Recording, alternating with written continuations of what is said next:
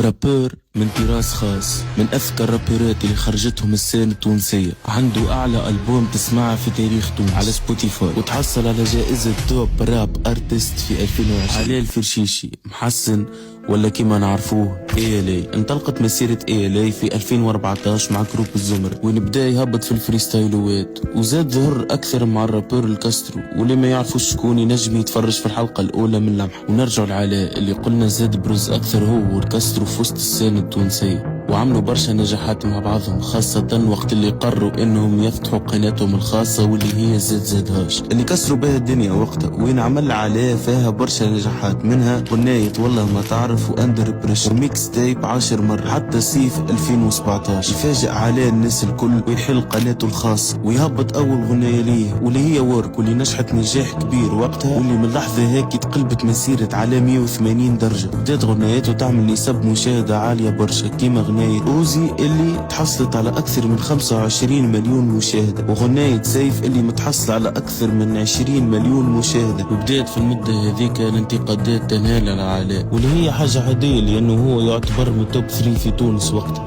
حتى جاء نهار 24 افريل 2019 ويهبط عليه غناية 7 دايز اللي جاوب فيها عليه العباد اللي تنتقد فيه الكل، وين جبت فيها زادة الراد، واللي هي تعتبر لقطة جريئة من عليه لانه الرادي من اقوى واقدم الرابورات في تونس. بعد الغناية هذه دخل عليه في بيف اللي باش يوري فيه قدراته العالية، واللي هو ينجم يغني في اكثر من نمط متاع راب، واللي كسب بيه ريسبكت كبير في الساحة، ووصل عليه التألق في عالم الراب ووصل للمراحل عالية برشا، وتحصل على برشا جوائز ما احسن واكثر رابور تسمع في عام 2020. وهذه لمحة صغيرة من مسيرة فنان كبير كيما ALA، واكتب اسم الرابور اللي تحبنا نعملوا عليه حلقة.